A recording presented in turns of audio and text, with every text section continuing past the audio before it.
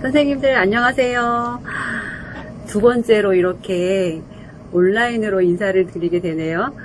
이렇게 또 온라인으로 인사를 드리게 될지 누가 알았겠어요. 그쵸? 코로나 때문에 직접 얼굴 뵙고 인사를 드리고 서로 궁금한 것도 물어보고 안부도 물어보고 해야 되는데 이렇게 온라인으로 저만 얼굴을 보여주게 돼서 조금 안타깝고 아쉽기도 해요. 그래도 올해 2021년 됐으니까 새롭게 사업이 변경되는 것들이 어떤 것들이고 또 이제 연말정산도 또 해야 되잖아요. 벌써 궁금하신 분들은 전화를 주시는 분들도 계시는데 이런 다양한 내용들을 또 연초가 됐으니까 안내를 드려야 되는 시간이 필요하잖아요. 그래서 이렇게 또 온라인으로 인사를 드리게 됐습니다. 안녕 하셨죠? 네.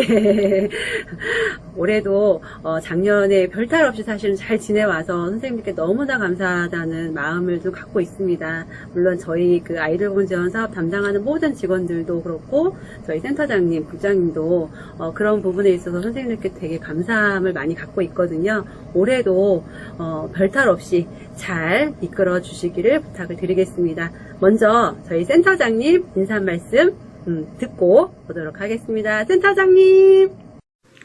안녕하세요. 청주시 건강가정 다문화 가족지원센터 박미영 센터장입니다. 선생님들께 아쉽지만 이렇게 인사드리게 되었네요. 지난 한 해는 코로나19로 인해 모두 어렵고 힘든 시간들을 보냈는데요. 그래서인지 우리의 작고 소소했던 일상들이 얼마나 귀한 시간이었는지도 깨닫는 기회가 되었던 것 같습니다. 그 어려운 시간 중에서도 우리 선생님들께서 우리 지역사회의 아이들을 위해 헌신해 주시고 돌봄의 손길을 펼쳐주신 것들에 대해 진심으로 감사드립니다.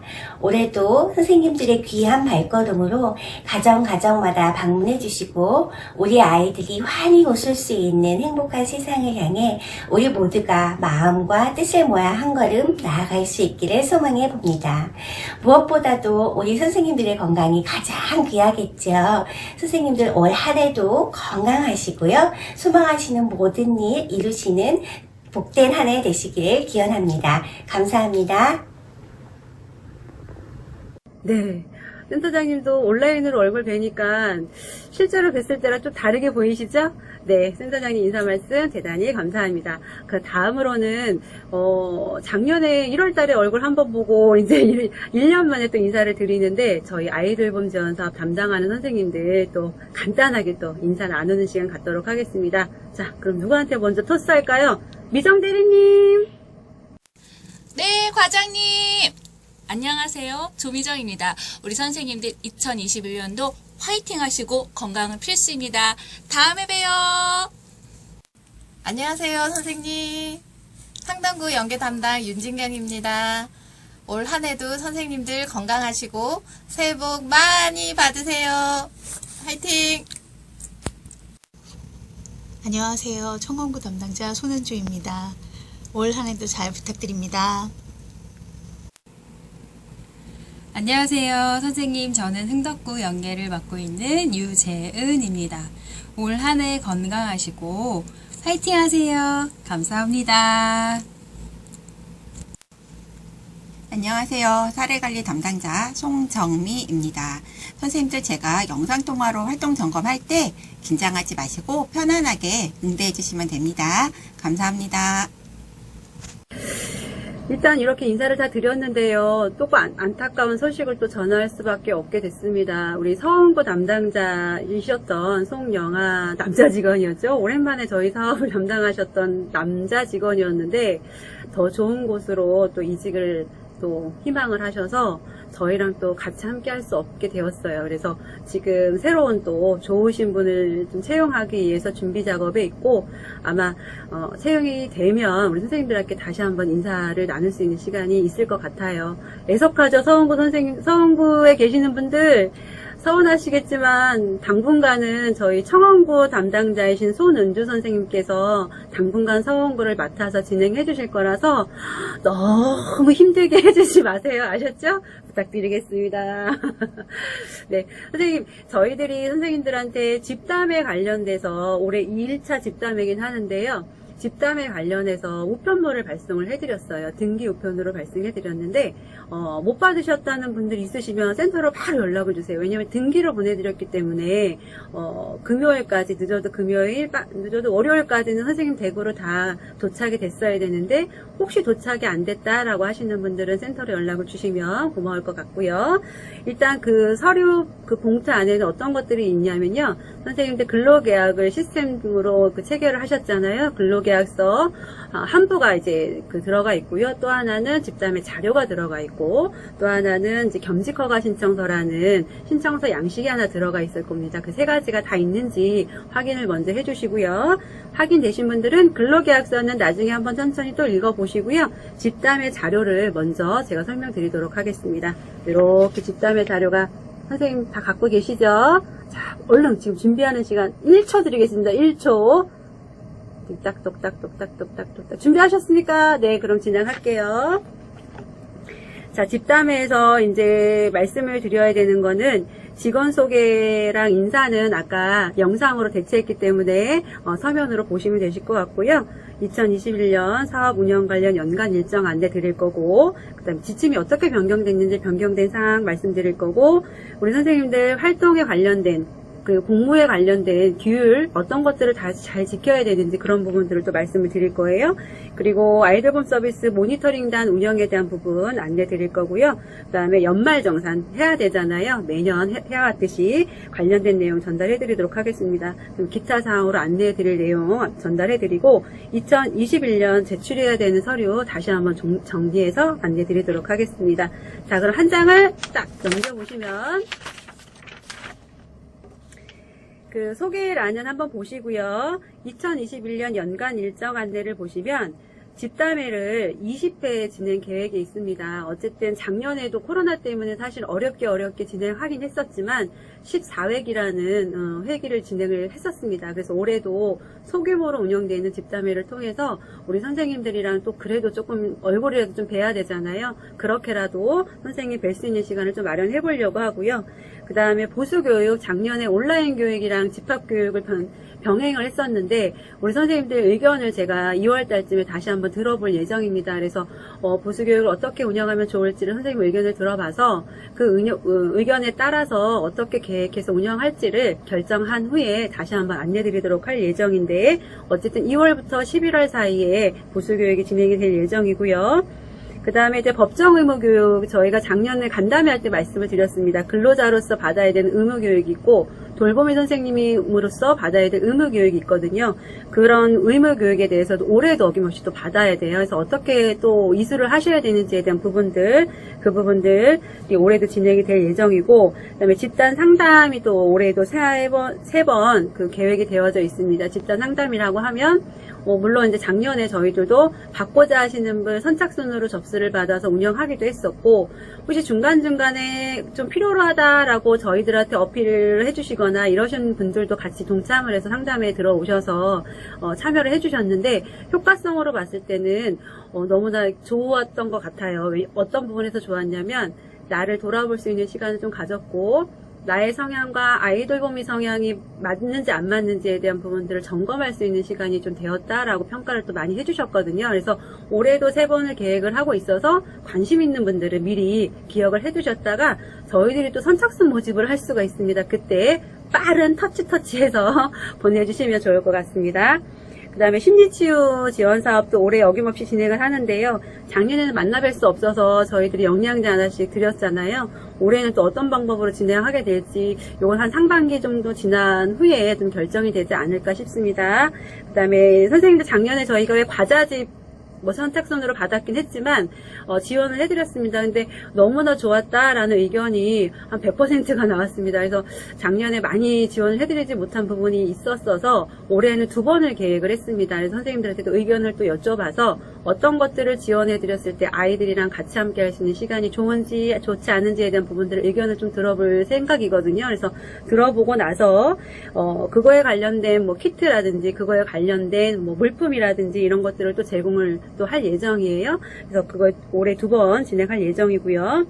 또 이제 선생님들을 위한 지지체계 프로그램도 진행을 하지만 이용자 대상으로 하는 또 지지체계가 지지체계 프로그램도 진행이 될 예정입니다. 어떤 방법으로 운영하게 될지는 저희도 구체적으로 계획한 후에 선생님들께 공지해드리고 이용자들한테 홍보할 수 있도록 그렇게 안내드리도록 하겠습니다.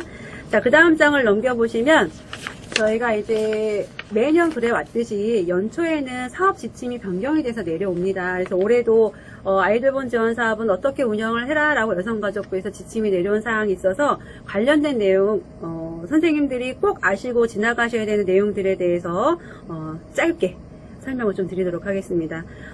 3페이지에 다 나와 있는 내용이고요. 3페이지를 보시면서 귀로는 제 목소리를 들으시면서 보시면 될 것 같습니다. 아시는 것처럼 서비스 이용 요금은요, 9,890원에서 1,040원으로 인상이 됐습니다. 이용자가 내는 이용료를 말씀드리는 거고요. 일단 1시간에 대한 단가가 인상이 됐기 때문에 서비스 종류에 대해서도 다 인상이 됐겠죠. 그렇게 이해하시면 되실 것 같고요.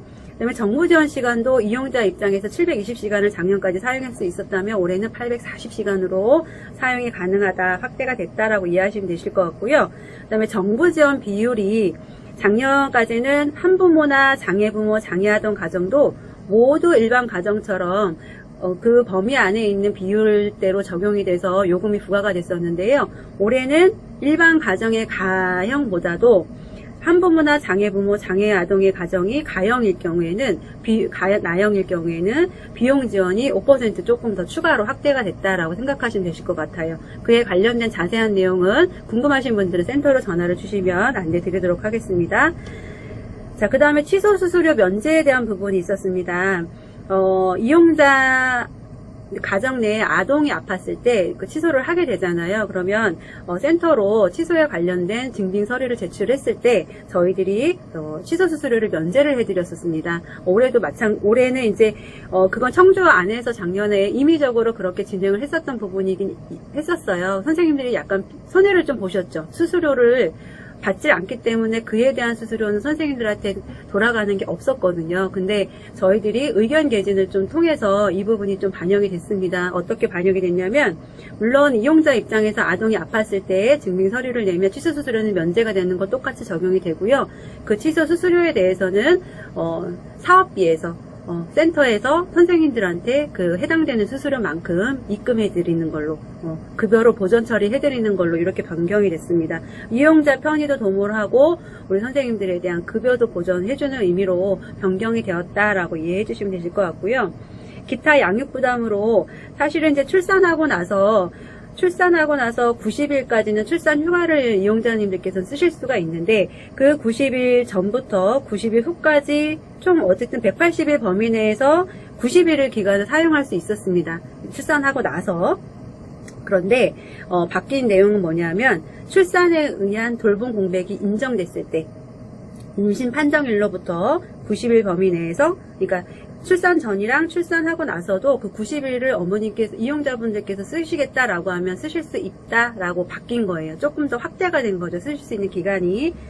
90일은 똑같으나 그 기간이 좀 확대가 됐다라고 이해하시면 되실 것 같고요. 우리 선생님들 알고 계셨나요? 이용자분들이 그 결제하는 시스템이 카드 결제였잖아요. 잠시만요. 물 좀 먹고 갈게요, 선생님. 카드 결제가 됐었는데, BC, 삼성, 롯데카드 이렇게 세 가지 카드만 가능했었거든요. 근데 올해 3월부터 맞죠? 3월부터는 BC, 삼성, 롯데뿐만 아니라 KB 국민은행, 국민카드, 신한카드 이렇게 5개사의 카드사를 통해서 아이들봄 서비스를 결제할 수 있게 확대가 됐습니다. 이용자 편의 때문에 그럴 수도 있겠다라고 생각이 드는데요. 어쨌든 조금 폭이 넓어졌다, 이렇게 이해하시면 되실 것 같습니다. 그 다음 장 넘겨보시면 서비스 이용 제한에 대한 부분입니다. 저희들이 1월 한 중순 정도에 혼란이 좀 많았던 부분이에요. 엄청 많았었는데요. 작년에는 이용요금 미납이 2회 이상일 때는 사실은 6개월 이내 이용 제한이 있었습니다. 근데 실질적으로 사실 저희들이 이렇게 관리하지 못했어요. 왜냐하면 선생님들 급여랑 직결되는 부분이기도 했고, 그리고 이제 이용자의 또 사정을 저희들이 계속 이용했던 이용자라고 했을 때는 그 사정을 저희들이 충분하게 이해가 됐기 때문에 끌고 온 부분들이 있었습니다. 배려를 하고. 근데 올해부터는 그런 배려가 있을 수 없게 되어 있어요. 왜냐하면 시스템상으로 미납금이 5만 원을 초과한 경우에는 이용 제한이 즉시 들어가고요. 이럴 때 5만 원에 대한 미납금이 있을 때는 취소도 안 되고 변경도 안 되고 어쨌든 할 수 있는 거는 전체 안 되는 거예요. 만약에 다시 이용하고 신청하고 취소하고 변경하려면 어머님 이용자님들께서 5만 원에 대한 부분들이 예치금이라고 충전을 해 놓으셔야 돼요. 충전하는 방법은 카드가 될 수도 있고 가상계좌로 현금 입금이 될 수 있는데 당장 이용해야겠다라고 하시는 분들은 현금으로 이체를 해주셔야지 이용 가능하시다라고 이렇게 바뀌었습니다. 이용자분들이 좀 불편하시긴 하겠지만 선생님들 입장에서도 미납이 됐을 때 가지 말아라 라고 하는 사실은 상습적으로 미납하는 이용자들한테는 우리 그 사무실 담당 선생님들이 아마 선생님들한테 안 가시는 게 좋겠습니다라고 안내를 받으셨던 적이 있으셨을 거예요. 왜 그렇게 했는지에 대한 이유는 다 아실 거라 생각이 듭니다. 그래서 그런 부분들을 조금 줄이고 이용자도 어쨌든 선납이 기준이었습니다. 원래는 선납이 기준이기 때문에 선납을 하고 그 다음에 이용하실 수 있게끔 이 체계를 만들어가기 위해서 이렇게 바뀌었다라고 이해하시면 되실 것 같습니다. 이용자분들한테도 불편하신 분들한테는 그렇게 안내를 해주시면 좋을 것 같습니다. 자, 그 다음에 가장 많이 크게 변경된 게 있습니다. 서비스 시작 전 아동 인계에 대한 부분인데요. 작년까지는 해당 내용이 없었습니다. 서비스 시작 전에 아이가 혹시나 아침 7시에서 9시까지 신청하는 가정이 있었을 때 이용자분들이 일찍 출근해야 되는 경우가 있잖아요. 우리 선생님들은 7시까지 오실 거니까 이용자분들은 6시 반에 출근을 해요. 선생님은 6시 50분쯤 가정에 도착을 하게 되겠죠. 그러면 6시 30분에서 6시 50분 사이에 아무도 없는 상태에서 아이가 혼자 자고 있다라는 거예요. 올해부터는 그게 안 된다고 생각하시면 되십니다. 어떤 상황이냐면 서비스 시작 전 만 19세 이상 보호자가 선생님들에게 아동을 인계를 해야 된다라고 변경이 돼서 내려왔습니다. 저희가 19세 이상 보호자한테 인계해야 된다라고 하는 거는 서비스 종료됐을 때 해당이 되는 사항이었잖아요. 그 사항은 그대로 유지가 되면서 지금 제가 말씀드린 이 내용 시작 전에도 만 19세 이상 보호자로부터 인계를 받아야 된다라는 것이 추가가 되었다라고 이해해 주시면 좋을 것 같아요. 그래서 선생님들 지금 가시는 가정에 만약에 내가 그 가정에 가서 활동하러 들어갔는데 보호자가 없다라고 생각이 됐을 때는 저희 센터로 반드시 얘기를 해주셔야 되고 그 부분에 대해서 이용자님께도 저희들이 지침이 변경되었다라는 내용을 충분하게 안내를 드려야 됩니다. 왜 이렇게 해야 되는지는 아시나요?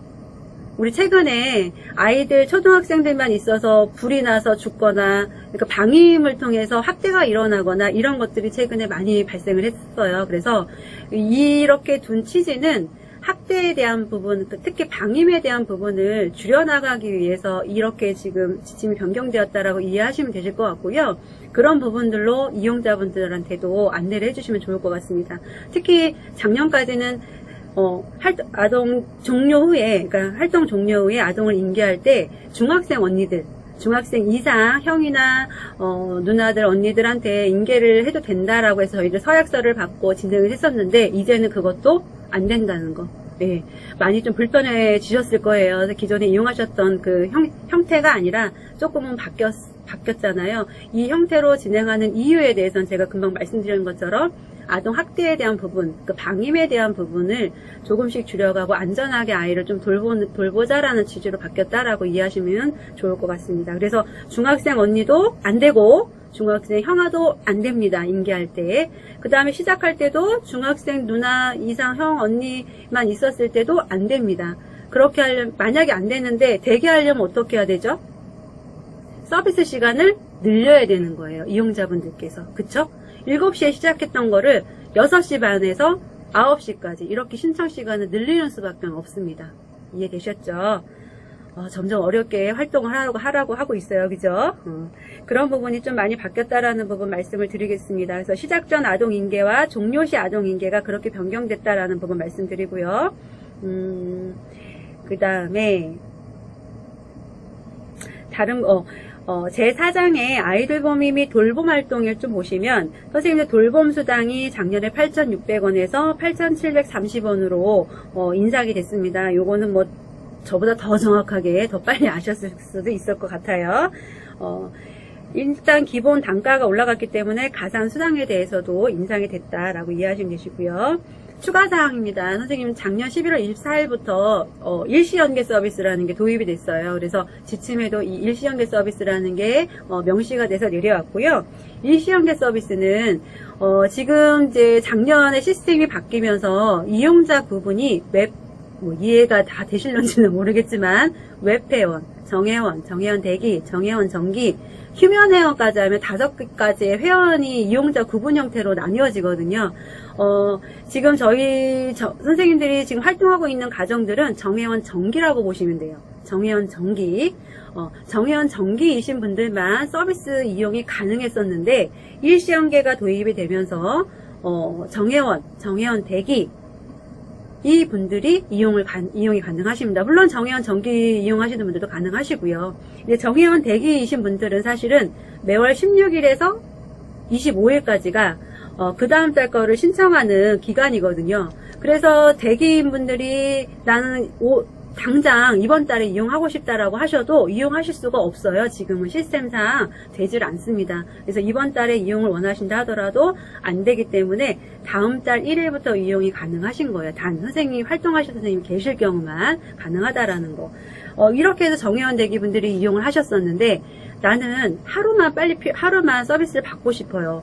오늘 당장 받고 싶어요 하시는 분들은 정회원, 정회원 대기, 정회원 정기 새 이용자일 경우에는 이게 가능하시다.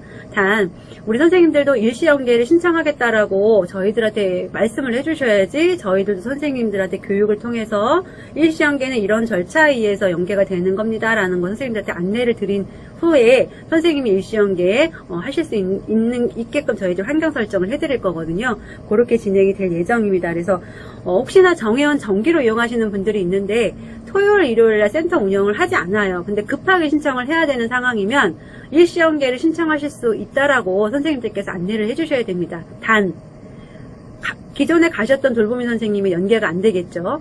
그쵸? 일시연계 신청을 하지 않으셨던 돌보미 선생님이라면 특히 연계가 안 되실 거고요. 다른 돌보미 선생님이 그 가정에 가서 아이를 돌보는 그런 형태가 될 수도 있습니다. 어쨌든 신청되지 않은 거는 활동했을 때 선생님들에게 돌아가는 불이익이 더 많듯이 이용자분들한테 그런 불이익을 받느니 일시연계 서비스에 대한 부분들을 안내해 주시는 것도 좋은 방법인 것 같습니다. 자, 그 다음 장 넘겨보겠습니다. 그 다음 장 5페이지에는 일시연계에 관련된 내용들로 준비를 해드린 거라서 쭉 읽어보시면 되실 것 같고요. 간단하게 제가 지금까지 설명을 드렸습니다. 자, 6페이지로 가보시면 선생님들 이제 표준근로계약서라고 해서 근로계약을 체결을 하셨습니다. 그래서 근로계약 체결하셨을 때 내용은 다 읽어보셨죠? 네. 이용 다 읽어보셨을 거라 생각이 들고 가장 많이 변경된 건 사실은 작년이랑 거의 동일하고요. 저희들은 이제 제5조에 보시면 유급휴일은 일요일입니다. 그래서 월요일부터 토요일까지는 선생님들 이제 기본 단가 8,730원으로 계산이 되고 그리고 일요일 날은 유급휴일이기 때문에 여기는 0.5배 가산 수당이 붙는 그 수당으로 붙게 되어 있죠. 이렇게 이해하시면 되실 것 같아요. 자, 그 다음 뒷장으로 넘겨주시면 자, 근로계약서 제4조 2항에 따른 연장 야간 휴일 근로에 동의합니다 라고 되어 있습니다. 이 부분 어떤 분들은 나는 연장 야간 휴일 근로 동의하고 싶지 않았는데 내가 어떻게 하다가 체크를 해서 계약을 체결했다. 이걸 지워줄 수 없겠냐라고 전화 주신 분들이 계세요. 근데 이 부분은 크게 근로계약 체결하고 선생님들 활동하실 때 의미가 없다고 보시면 돼요. 왜냐하면 연장 야간 휴일 근로에 동의합니다라고 하는 것들은 지금 저희 시스템 안에서는 연장 야간 휴일 근로에 대해서 저희들이 선생님들한테 연계 활동하시겠냐라고 연락 드렸을 때 선생님들이 난 거부할 거예요 라고 해도 사실은 거부에 대한 경고를 부여하지 않습니다. 이거는 청주에서만 드리는 혜택입니다, 선생님들.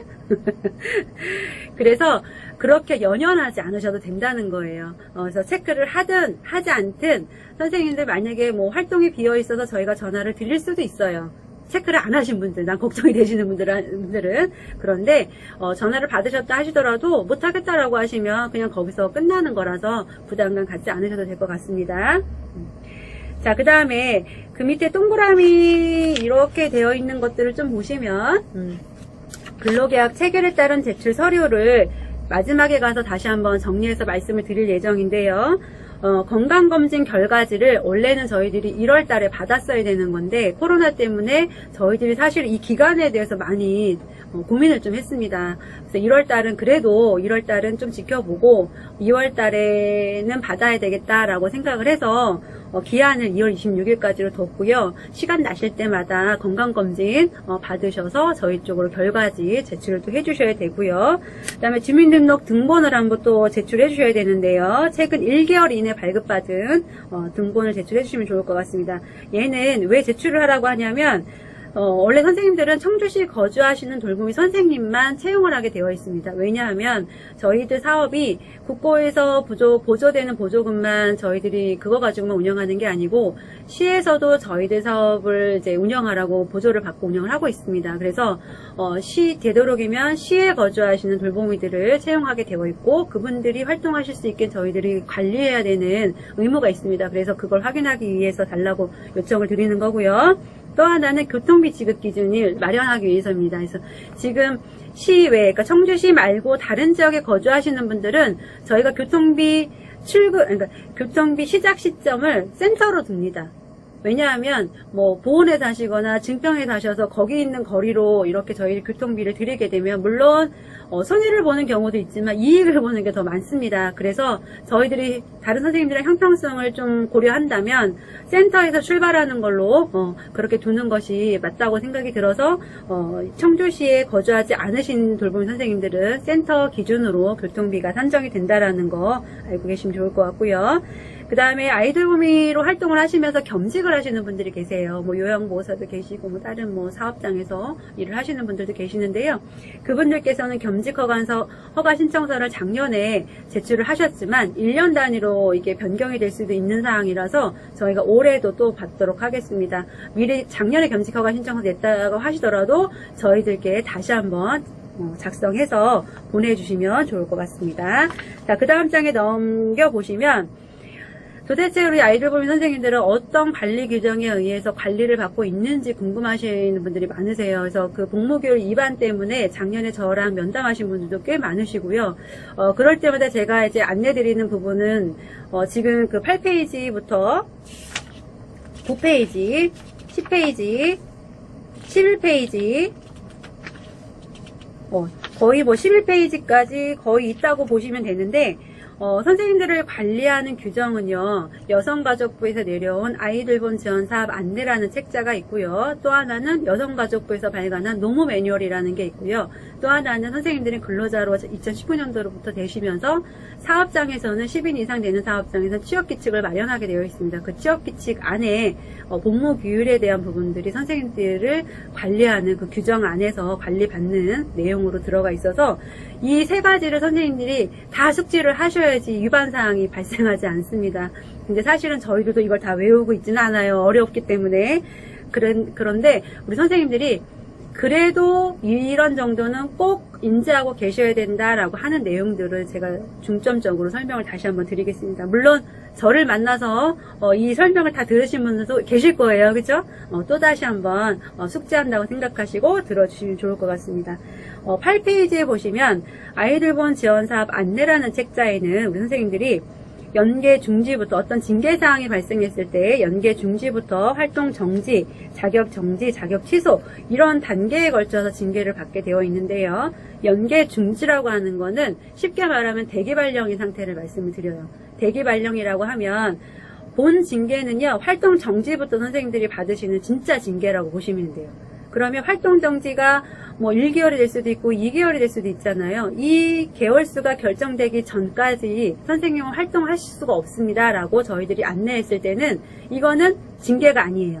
어떤 단계? 연계 중지인 단계예요.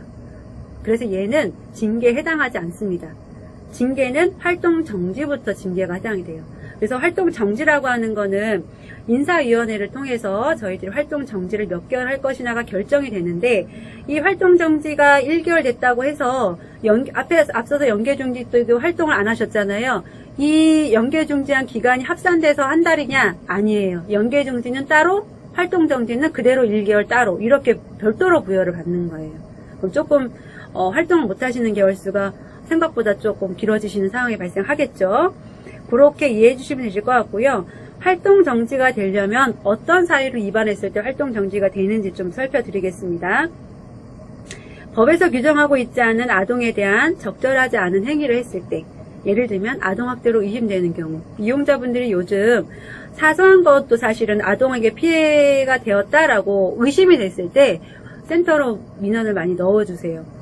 그럴 때는 저희들도 바로 의심이 됐기 때문에 아동보호 전문기관이나 지금 이제 체계가 바뀌었죠. 청주시 아동보육팀으로 저희들이 연락을 하게 되어 있습니다. 신고를 하게 되어 있어요. 이제 그거 절차에 의해서 진행을 하면 되고, 그럴 때 이제 그게 활동 정지에 대한 사유가 될 수 있다라는 부분 말씀드리고, 선생님들에 대한 아이들 범위 직무 어떤 건지 알고 계시죠?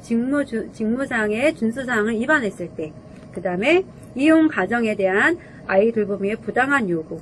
부당한 요구라면 뭐가 있을 수 있을까요? 부당한 요구라고 하면 예를 들면 2시간 활동을 요청을 했습니다. 우리 센터에서.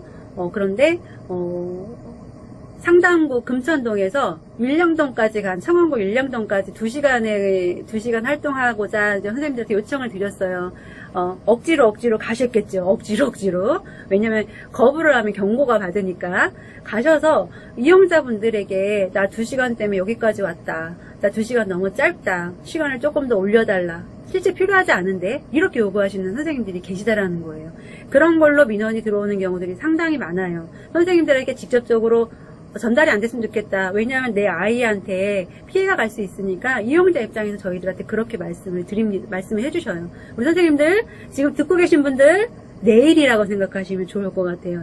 내일이 아니고 남의 일이야 라고 생각하면 제가 지금 설명하고 있는 내용이 제가 예를 들면 김미라 돌보미 선생님 거예요 라고 이렇게 이야기하면 자존심도 상하고 지금까지 쌓아왔었던 내 자존심 얼마나 많이 그런 피해가 있겠어요. 상처가 있겠어요. 그쵸? 그래서 그렇게 말씀드리진 않아요. 그러니까 다 내일이겠거니 나도 그럴 수 있어.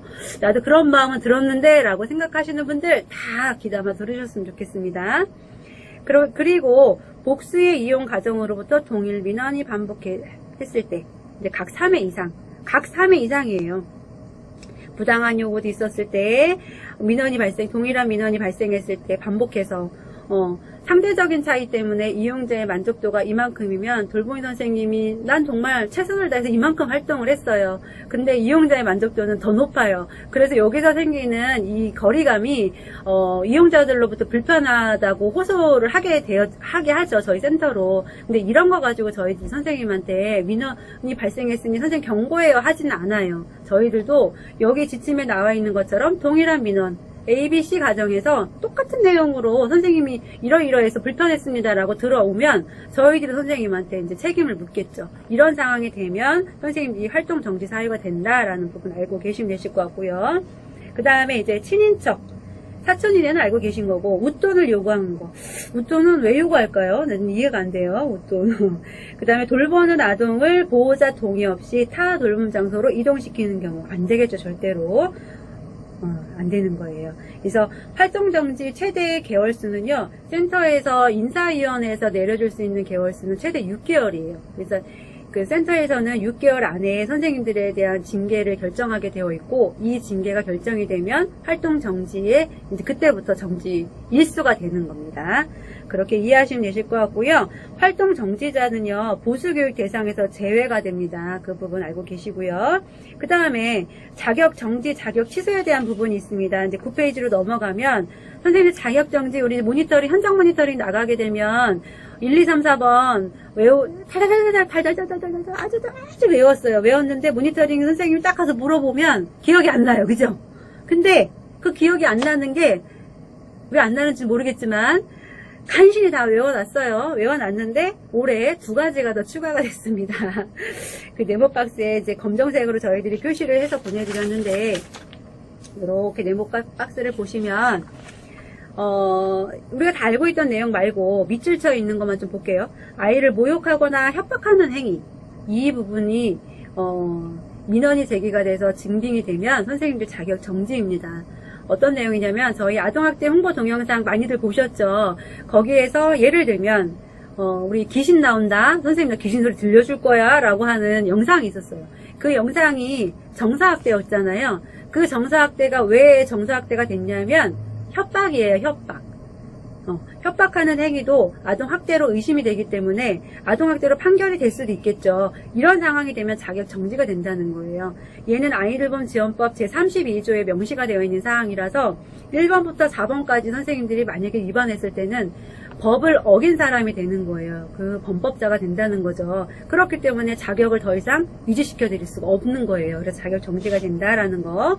그 다음에 두 번째 말을 보시면 아이들범 서비스 제공 장소에서 청소년 보호법 제2조 제4호 감옥에 따른 청소년 유해 약물을 이용하는 행위, 유해 약물을 이용하는 행위 어떤 게 있을까요? 물론 이제 선생님들 면담하다 보니까 본드 막 이 말씀도 하셨는데, 그렇죠. 이제 본드를 흡입하는 경우는 많지는 않겠지만 예를 들면 청소년한테 유해한 해로운 그런 것들을 아이들 보는 앞에서 드시는 행위라든가, 예를 들면 그러니까 당뇨병이 있으신 분들은 자가 주사 투입하시는 분들이 있어요. 이게 이제 청소년한테 유해하다 유해하지 않다라고 뭐 말씀드릴 수는 없겠지만 이 행위 자체를 아이들이 보는 앞에서 하는 것 자체가 아동학대로 의심이 될 수가 있습니다. 그래서 그 부분들도 이제 안 된다라는 거, 그 부분이 이제 걸렸을 때는 그냥 자격 정지가 바로 된다라고 이해하시면 되실 것 같고요.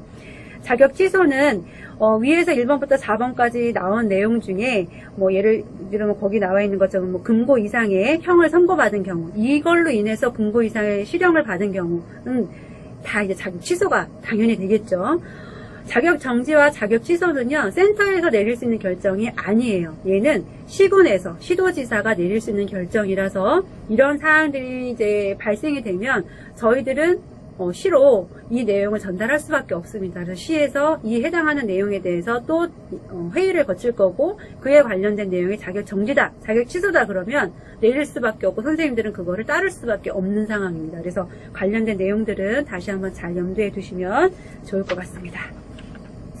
자, 그 다음에 10페이지를 보시면 이제 취업규칙 복무규율에 대한 부분입니다. 그래서 22조, 저희가 이제 작년 보수교육 때도 늘 똑같은 거 계속 말씀을 드리고 있어요. 왜 똑같은 걸 자꾸 말씀을 드리냐면 중요하기 때문에. 내일이 아니야 라고 생각하시는 분들이 너무 많기 때문에. 내일이에요. 내일. 우리 선생님들 일이에요.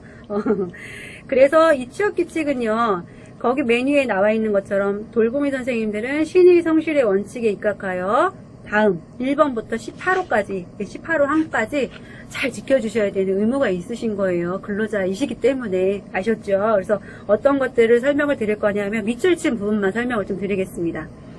선생님들은 센터가 서비스 이용자의 신청일에 따라 작성 배정한 근무 일정표에 따라서 근로를 제공할 의무가 있다. 정당한 사유 없이 이를 거부해서는 아니 된다라고 되어 있어요. 이거는 귀에 딱지가 될 정도로 제가 계속 설명을 드렸어요. 그쵸? 정당한 사유는 없습니다, 선생님들. 우리 선생님들 허리도 아프고 어깨도 아파서 영화를 못 보겠다고 하시는 분들 너무 많으시잖아요. 이건 정당한 사유가 되지 않습니다. 지금 추세가 영화가 많은 추세예요.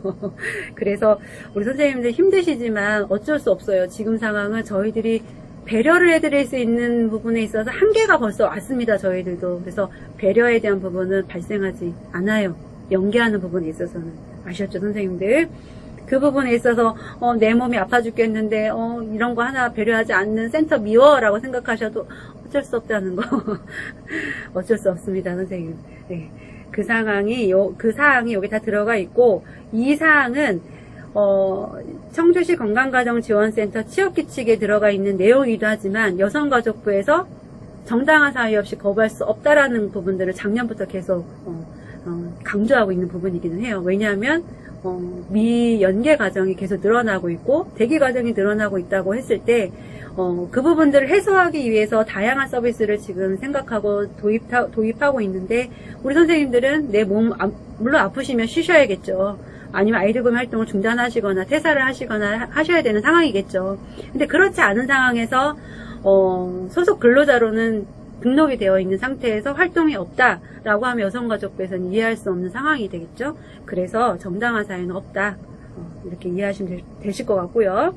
3번에 보시면 근무 시작 시간이랑 종료 시간 반드시 준수하여 주시고, 그 다음에 센터에 허가 없이 근무 시간을 변경해서는 아닙니다. 자, 여기서 질문. 자, 30분 일찍 가라고 했어요. 3시간 신청을 하신 이용자가 2시간 반 하고 선생님 일찍 가세요 라고 했을 때 우리 선생님들은 30분에 대한 축소 보고를 센터로 해야 할까요? 말아야 할까요? 예? 틀렸어요. 보고하셔야 돼요. 어느 분이 저기서 누가 그러셨어요. 보고 안 해도 된다고. 근데 보고하셔야 돼요. 보고하셔야 되는 이유가 뭐냐면 우리 1시간 시스템에서 1시간 연장 가능할 때는 우리 이용자분들이 뭐라고 하셨냐면 나 10분 늦게 올 건데 1시간 연장하는 거 부당하다. 그래서 30분 연장이라는 게 시스템에 도입이 된 거거든요. 그러면 우리 선생님들도 그때 당시에 부당해서 이 엄마 맨날 10분 늦게 와요. 나 어떻게 해야 돼요? 그래서 우리가 이용자한테 얘기해서 조정을 해서 1시간 더 신청해야 됩니다. 라고 해서 1시간을 연장을 해놨단 말이에요. 이용자들은 어쩔 수 없이 부당하지만 이용했어요. 그럼 지금의 상황은 반대로 생각하면 그쵸? 이해가 되시죠? 30분 단위로 축소할 수 있고 연장할 수 있는 상황이 됐단 말이에요. 시스템에서. 그럼 우리 선생님들도 3시간 신청했지만 엄마가 2시간 반 하고 2시간 반째 오셔서 가시라고 하셨어요. 그럼 30분에 대한 부분은 우리 선생님들 센터에 축소해달라고 요청하셔야 돼요. 왜? 우리들은 그러니까 시스템에 올라와 있고 시간만큼 수당을 받게 되어 있어요. 활동을 하는 시간만큼. 그럼 2시간 30분만 수당을 받으시면 되는 거고요. 30분에 대해서는 시스템에서 변경 처리를 해드려야 됩니다. 이게 앞서 말한 것과 지금에 말한 것이 그래야 형평성이 있다고 보는 거죠. 그쵸? 물론 3시간 바라보고 가서 그 다음 스케줄을 못 잡았어요 라고 하시면 저희들 해드릴 말씀은 없어요. 그런데 어쨌든 지금의 시스템에서 그렇게 적용을 하고 있고 그 적용을 하고 있는 시간 단위가 30분이기 때문에 저희도 이 선에 맞춰서 운영을 해야 되는 부분이기는 해요. 그래서 그리고 또 하나는 이 사업 자체가 저희들 주머니에서 나가는 세금으로 운영을 하잖아요. 그러면 조금 더 투명하게 운영하는 것이 그리고 관리해야 되는 것이 저희들의 역할입니다. 그것을 선생님들이 협조를 해주셔야 되시고 동참을 해주셔야 됩니다. 만약에 하시지 않았을 때는 부정수급자가 되시는 거고요. 허위로 선생님들 수당을 받아간다라고 보면 돼요. 그러면 어떻게 되십니까? 자격 정지가 되고 자격 취소가 되는 상황이 발생한다는 거예요. 안 걸리니까 괜찮지라고 생각하실 수도 있어요. 그쵸? 근데 언젠가는 걸리게 되어 있습니다. 선생님 걸리실 거예요. 물론 대부분의 선생님들이 열심히 잘하고 계셔서 감사한 마음입니다. 근데 그분들 중에 소수가 혹시 그렇게 하고 있으시다면 절대 그렇게 하시면 안 됩니다. 양심적으로 활동을 하셔야 된다는 거 다시 한번 말씀을 드립니다. 자, 10페이지 9번에 보시면 아이를 안전하게 보호자에게 인계하는 근로를 종료해야 한다라고 취업규칙은 이렇게 되어 있지만 아이들 번지원 사업 안내 아까 말씀드렸던 것처럼 19세 이상 된 보호자한테 시작 전에도 인계받아야 되고요. 그 다음에 끝났을 때도 19세 이상 보호자한테 인계를 해드리고 활동을 종료해야 합니다. 라는 부분 말씀드렸습니다. 그 다음에 11번에 돌보미 선생님들은 직무 이외의 영리를 목적으로 하는 다른 업무에 종사할 수 없다. 단 기관장의 사전 승인을 받고 예외적으로 겸업할 수 있다 라고 되어 있죠. 그래서 겸직 허가 신청서를 받는 거고 센터장님한테 승인을 받아야 된다라고 말씀드리는 겁니다. 하시지 말라고 말씀드리는 건 아니에요. 승인을 받고 하셔야 된다라는 거예요. 지금 보고하지 않고 겸직을 하고 계시는 분들 제가 몇 분 알고 있는데요. 그분들 이렇게 하면 경고가 발생할 수 있습니다. 취업규칙에 대한 내용이 위반이 된 상황이잖아요. 이런 상황이 발생을 하면 경고 부여하겠습니다. 제가 반드시 겸직허가 신청서 제출하시기 바라겠습니다. 자, 뒷장에 넘어가 보시면 자, 3번에 아이돌 및 주요 직무가 있습니다. 얘는 지침 안에 명시되어 있는 선생님들 직무사항입니다. 선생님들 직무사항은 아동을 안전하게 보호하고 돌봄 업무를 수행해야 된다라고 되어 있습니다. 첫 번째 게. 자, 첫 번째 거가 이렇게 되어 있고, 두 번째 거에 아동의 건강관리 및 응급처치 등 안전하게 이제 아이가 있을 수 있도록 배려를 해야 된다라고 되어 있습니다. 이제 각가지의 내용들은 제가 다 설명드리진 않을 거예요. 왜냐하면 선생님들 알고 계신 부분들이 더 많고 알고는 있었으나 정확하게 몰랐던 부분들은 지금 이 내용을 통해서 인지하시는 시간 좀 가지셨으면 좋겠습니다. 반드시 필요합니다. 아셨죠? 네. 그럼 그 다음 장 넘겨가겠습니다. 우리 선생님들은 아동학대 신고 의무자이십니다. 아시죠? 아동학대 신고 의무자이시기 때문에 아동학대를 하면 안 되겠지만 이용자 가정에서 아동학대가 발생하고 있는지 이런 것도 선생님들이 살펴봐 주셔야 되는 것도 선생님들의 역할이에요. 내가 가는 이용자 가정에서 아동학대가 일어나는지 살펴보시는 것도 선생님의 역할이라고 금방 말씀드렸지만, 이 역할 플러스 지역사회에서, 주변에서도 선생님들이 아동학대 신고 의무자이기 때문에 내 지역사회에서도 혹시 아동학대가 일어나는지 않나? 라고 조금 이렇게 예민하게 감수성 갖고 조금 주위를 살펴보시는 것도 선생님들의 역할입니다. 아셨죠? 이 부분 다시 한번 말씀을 드리고, 신고 의무를 이행하지 않았을 때는 500만 원의 과태료를 받는다고 합니다. 또 하나 성범죄 등 신고 의무자이시기도 합니다. 신고를 하지 않으면 300만 원 이하의 과태료를 또 부과를 한다고 합니다. 자, 그 다음 13페이지 넘겨보시면 선생님들은 아이들 보면 안전 지킴이 역할을 하게 됩니다. 작년에 저희들이 선서를 외쳐서 선생님들 역할이 이런 겁니다 라고 말씀을 드렸잖아요. 그런 것들을 다시 한번 소개를 해드리는 건데, 안전지킴이란 뭐냐 하면 선생님들 주요 직무 안에 이런 부분도 선생님들 업무라고 되어 있습니다. 어떤 내용이냐면 선생님들은 지역사회 사회복지기관에 소속되어 있는 근로자이시잖아요. 소속되어 있는 사람으로서 지역사회에서 긴급한 위기가정이라고 생각이 들면 센터에 신고하게 되어 있고, 센터에서는 그 가정을 위해서 어떻게 개입하면 좋을지를 고민을 하고 개입하고 좀 나은 환경에서 살아갈 수 있도록, 생활할 수 있도록 저희들 지원해 주는 게 또 사회복지기관의 역할이거든요. 그래서 그런 부분들을 선생님들이 찾아내 주시는 게 선생님들의 역할이에요. 그래서 그런 역할을 여기에서 심어드렸고, 작년에 그래서 저희들이 선생님들이 좀 이런 가정 이렇게 도와줬으면 좋겠다라고 저희들한테 전화를 주시는 분들이 있어요.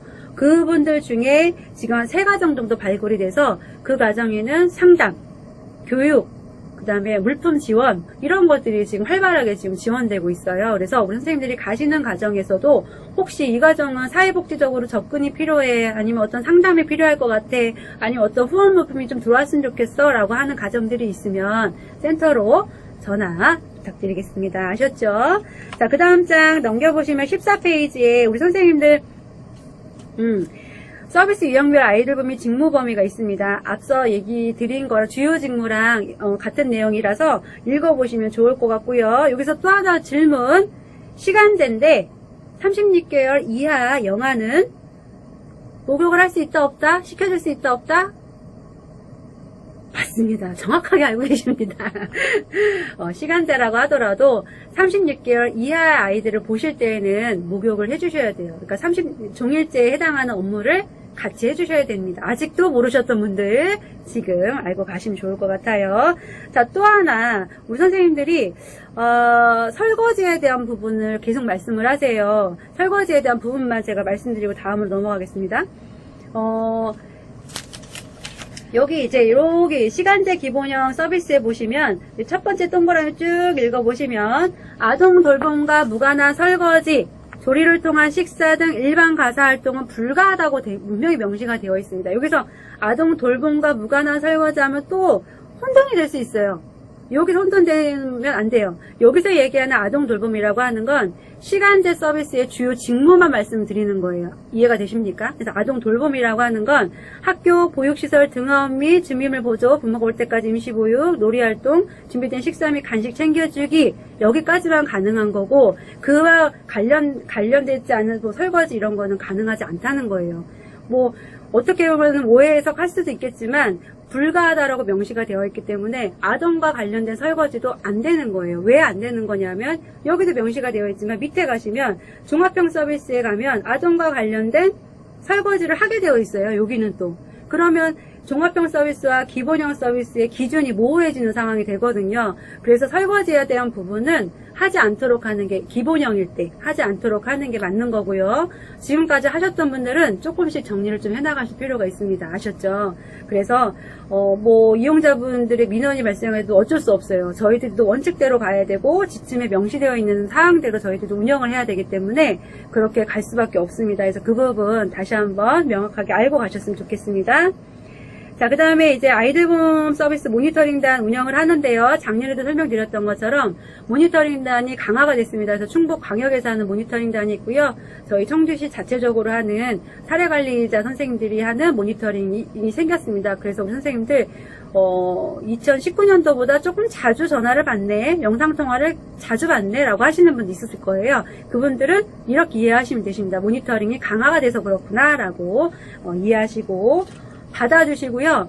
또 하나, 영상통화를 했는데 이용자분들이 영상통화를 원하지 않아서 못했다라고 하는 건 이제 이유에 저희가 들어가지 않을 겁니다. 왜냐하면 선생님들은 받을 의무가 있습니다. 선생님들이 이용자를 설득할 수밖에 없어요. 저희들도 영상통화를 3회를 했는데 3회 다 거절당했어요. 이러면 저희들이 부정수급으로 의심할 수밖에 없습니다. 선생님들, 이거는 제가 다짐을 하겠습니다. 약속을 선생님들이 받을 거예요. 선생님들한테 3회 이상 영상통화가 안 됐을 때는 제가 부정수급으로 의심할 수밖에 없다라는 거 다시 한번 말씀을 드리고 그렇게 관리할 예정입니다. 그런 분들 있습니다. 아시죠? 누구신지? 선생님. 그렇게 진행하실 겁니다. 그리고 이제 15페이지 넘어가 보시면 연말정산 선생님 이제 진행합니다. 연말정산 공인인증서가 있어야지 가능하신 거 아시죠? 우리 연말정산 시작한 지 꽤 오래됐어요. 13년도부터 진행이 돼서 이제는 이제 연말정산의 달인이 됐다 해도 과언이 아닌데 아직도 어려워하시는 분들 계세요. 그래서 순서대로 차례대로 저희들이 사진을 캡처해서 담아드렸으니까 이 순서대로 차례대로 들어가시면 어려울 거 하나도 없으세요. 없으시고 단 필요한 건 공인인증서가 필요하다. 언제까지? 1월 30일째 토요일부터 저희들이 열어놓으니까요. 1월 30일 토요일부터요.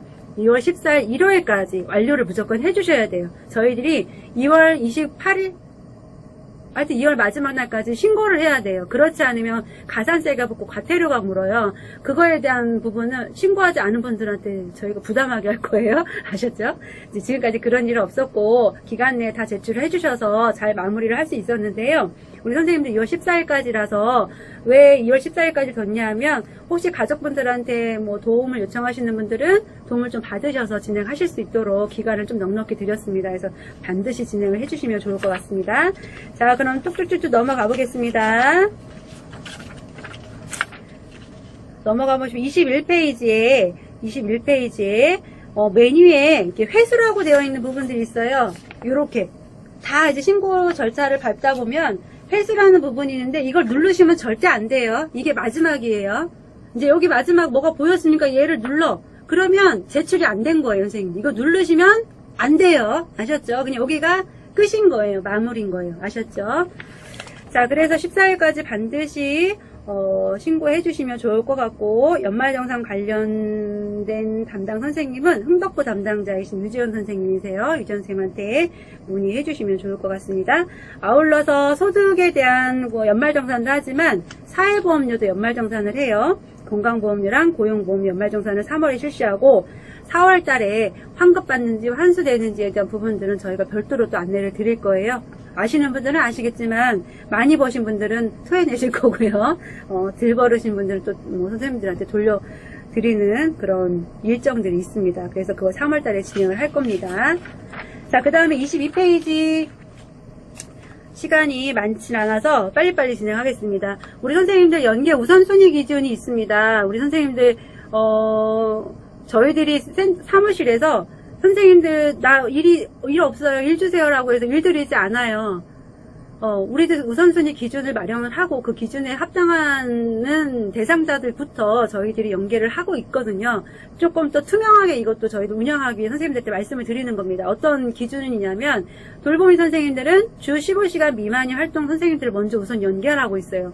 그래서 매주 우리 선생님들이 월요일마다 주 15시간 미만인 돌보미가 누구누구인지를 우리 사업 연계 파트 선생님들끼리 매주 공유를 합니다. 그래서 그분들한테 먼저 전화를 하게 되어 있어요. 전화를 해서 그분들이 활동하시겠다고 연계가 되는 거고, 활동하지 않겠다고 하면 계속 거부를 드리는 거고, 그게 계속 이제 그 다음 순번으로 계속 이렇게 순서대로 연락을 드리게 되어 있습니다.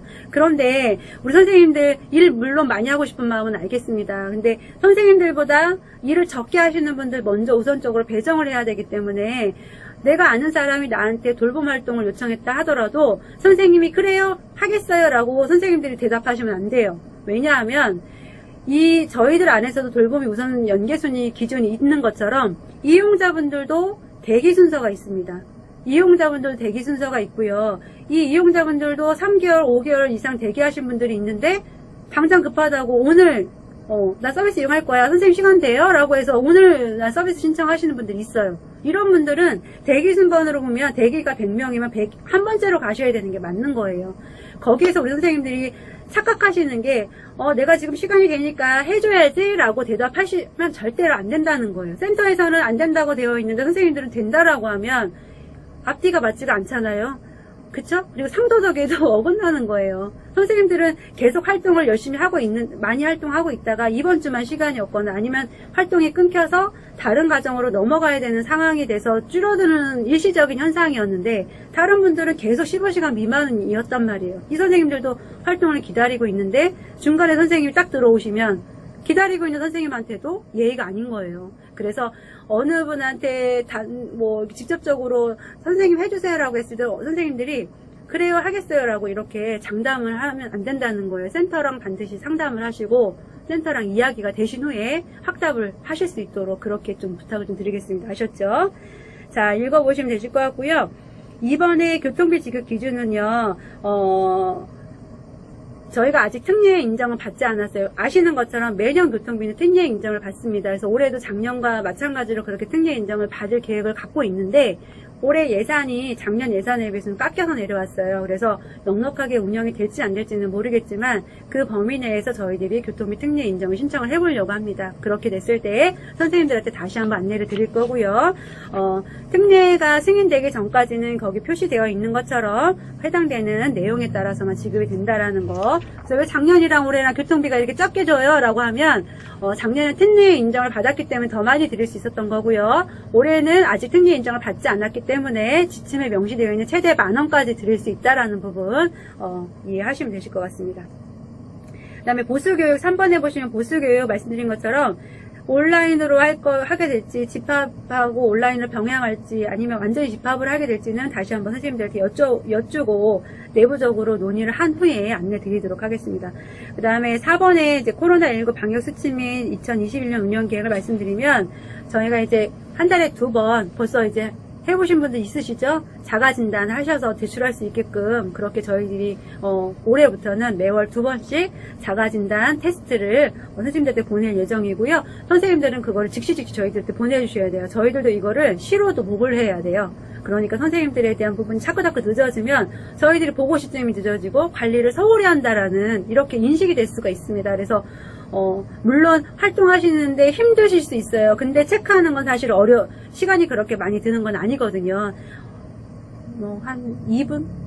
2분 너무 짧나요? 한 5분만 할애하시면 금방 하실 수 있는 겁니다. 그래서 기한 내 제출해달라고 하는 것들은 반드시 제출해 주시고 또 하나 여기서 말씀드릴 수 있는 건 기한 내 제출하지 않고 자꾸 늦어지시는 분들이 있어요. 이런 분들은 저희가 주의를 드렸음에도 불구하고 계속 늦어지는 분들은 경고를 부여하겠습니다. 왜냐하면 저희들이 260명을 관리하는데 한두 분 때문에 자꾸 딜레이가 된다, 지연된다라고 하면 저희들 다음 일정일이 업무가 진행이 되지 않습니다. 이 점 선생님들도 알고 계시면 좋을 것 같습니다. 자, 그렇게 해서 이제 방역 수칙에 대한 부분 잘 지켜주시면서 올해도 잘 부탁을 드린다라고 말씀을 드리고요. 자, 코로나로 인한 확진 및 자가격리 사례별 대응 기준은 급여 보전에 대한 기준입니다. 이건 내용이 많아서 읽어보시고 그런 상황이 됐을 때 저희가 별도로 선생님들한테 안내를 드리는 방향으로 가겠습니다. 여기서 설명을 다 드리면 선생님들이 지금 이해가 안 돼요. 그런데 내가 코로나로 인해서 확진자랑 겹쳤을 때 내가 확진이 됐거나 아니면 이용자 과정에서 동선이 겹쳐서 내가 활동이 중단됐을 때는 저희들이 그거에 관련돼서는 상세하게 안내를 드리기 때문에 지금 여기에 대한 내용은 별도로 설명드리지 않겠습니다. 그리고 지금 여기 담아드린 내용은요. 2021년 올해 1월 기준으로 여성가족부에서 내려준 내용입니다. 그래서 이 내용에 따라서 저희들도 선생님 급여 보전이나 관리를 하고 있다라는 부분 알고 계시라고 저희들 이렇게 담아드린 거고요. 급여 보전에 대한 부분은 다시 한번 자세하게 다시 한번 보시고 설명이 필요할 때는 저희들한테 전화를 주시면 저희들이 안내 드리도록 하겠습니다. 자, 그러면 쭉쭉쭉 넘어가면 자, 25페이지 자, 저희가 작년 12월 달에 선생님들 코로나 전수검사를 했습니다. 전수검사를 했는데 3월 달 안으로 한 번 더 전수검사를 하라고 합니다. 그래서 그 기간에 대한 부분은 저희들이 별도로 안내 드릴 예정이고요. 이 좋은 소식인지는 모르겠지만 코로나 검사를 하게 될 때 그 검사하시는 분들은 2시간에 대한 시간을 인정을 하게 되어 있어요. 그래서 검사하시는 분들은 검사 결과서를 저희들에게 제출해 주시면 2시간에 대한 활동 수당으로 입금 처리를 해드리도록 하겠습니다. 대신 검사 비용은 지원하지 않고요. 저희들 신속항원 검사가 있고 유증상 검사가 있어요. PCR이라고 해서 유증상 검사를 하셔야 되는 거예요. 이렇게 받으시려면. 아셨죠? 그러면 이제 그 다음 활동에 대한 스케줄도 미리 조정이 되셔야겠죠. 활동이 이것 때문에 중지한다는 할 수는 없어요. 이제는 미리미리 활동을 조정을 하신 후에 내가 이때 검사를 받을 거니까 활동을 조정을 미리미리 이용자분들이랑 하실 수 있도록 저희들이 3월달에 실시할 거면 2월달에 언제 할 거니까 이용자분들이랑 미리 일정 조절을 하시면 좋을 것 같습니다. 자, 그 다음에 방문 돌봄 종사자 한시지원금이라고 해서 이제 선생님들한테 이제 문자 안내가 나갔었는데, 얘는 받을 수 있는 자격 요건이요. 현재 저희 센터에 종사하고 있는 재직자이셔야 되고요. 두 번째는 20년도에 월 60시간 이상 근무한 달이 6개월 이상이 되신 분들만 해당이 되십니다. 그리고 그러니까 2019년도에 국세청에 신고된 연소득이 1천만 원 이하이신 분들, 이 세 가지가 다 충족이 되어야지만 받을 수 있는 요건이 되고요. 그렇다고 해서 다 받는 건 아니에요. 전국에서 9만 명 안에서 그 순위 안에 들어야지 또 받을 수 있는 거라고 합니다. 잘 보시고 신청을 하시면 될 것 같고요. 단 신청 방법은 저희들이 해드리는 게 아니고 나와 있는 것처럼 근로복지 서비스라는 데에서 온라인으로 신청하는 게 되어 있습니다. 그래서 자세하게 읽어보시고 진행하시면 되실 것 같고, 신청하는 일자도 출생 연도에 따라서 다르니까 보시고 참고하셔서 신청하시면 되실 것 같습니다. 자, 그 다음에 8번에 노사협의에 관련된 내용인데요. 노사협의에 관련돼서 저희 그 건강가정지원센터에 직군이 돌보미 직군만 있는 게 아니고 지금 사무실에서 근무하는 직군도 있고요. 그 다음에 그 다른 과에서 근무하는 직군들도 있어요. 그래서 세 가지 직군으로 좀 구분을 했습니다. 그래서 아이돌보미 직군에서 1명을 뽑고, 그 다음에 아이돌보미 지원과에서 1명 뽑고, 옆에 이제 다른 과에서 1명 뽑아서 3명의 노사위원회를 구성을 하려고 합니다. 근데 돌보미 선생님들 중에 구기의 심순자 선생님께서 계속 그 노사협의회 대표로 해주시고 계셔서 올해도 연임을 또 해주시겠다고 하셔서 돌보미 선생님들 중에 노 대표는 뽑지는 않을 예정이고요.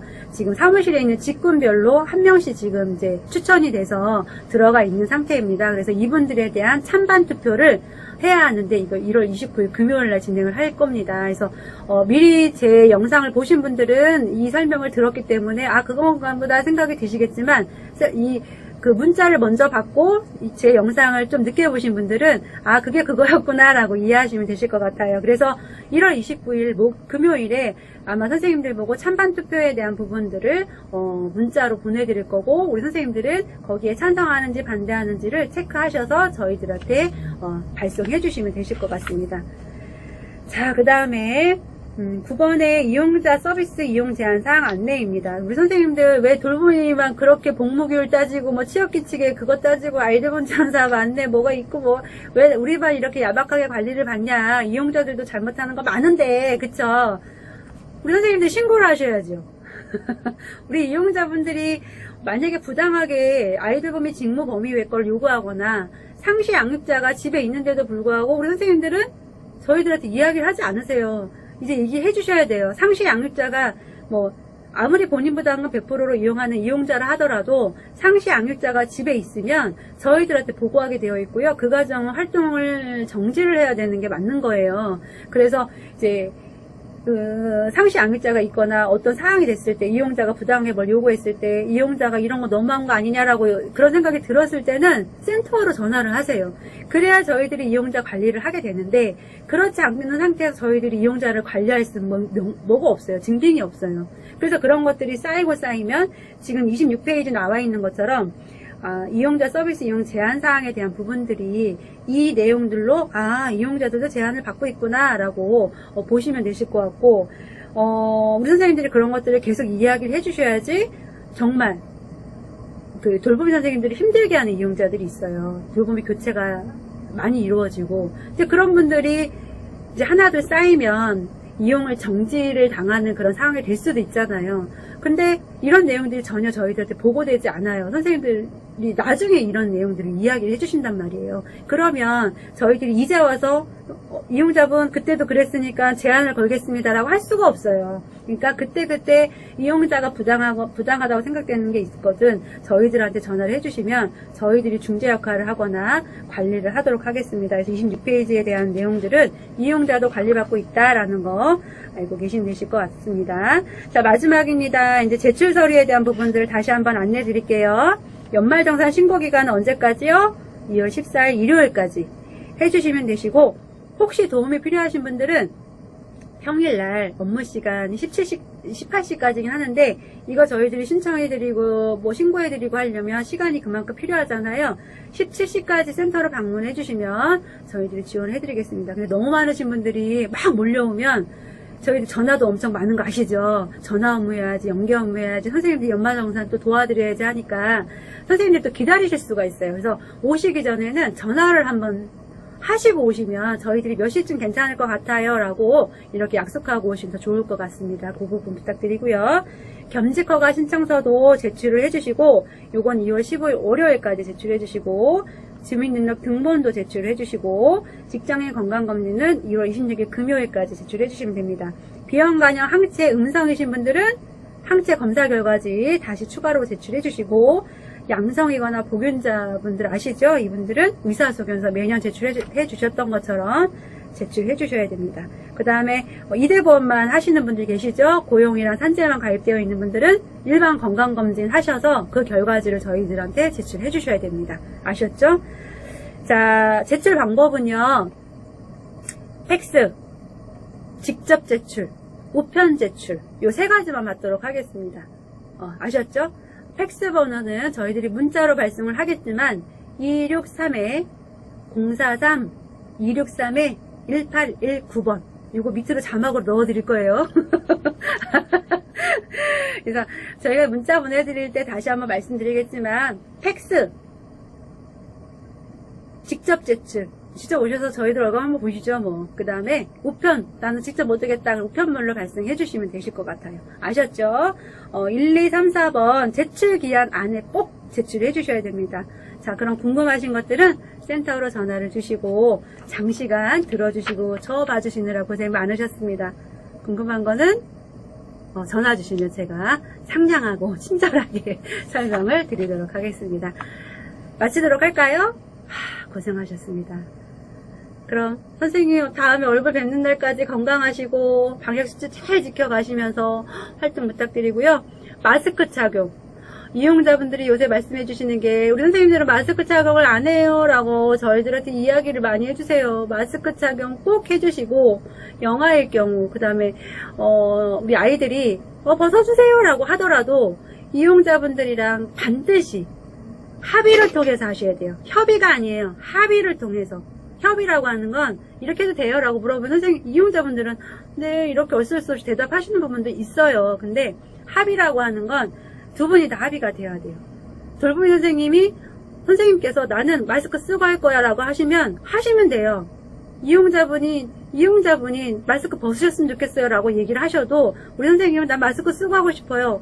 그러면 선생님들 쓰고 하시면 돼요. 이게 합의예요. 두 분이 다가 마스크 쓰고 활동하겠다라고 이런 게 합의가 돼야지 가능한 거지, 둘 중에 누군가 한 명이 합의하지 않는 거는 할 수가 없어요. 우리 선생님들 의견도 말씀하실 필요가 있습니다. 그래서 마스크 착용 꼭 하시고 활동 부탁드리도록 하겠습니다. 아셨죠? 네, 그러면 마치도록 하겠습니다.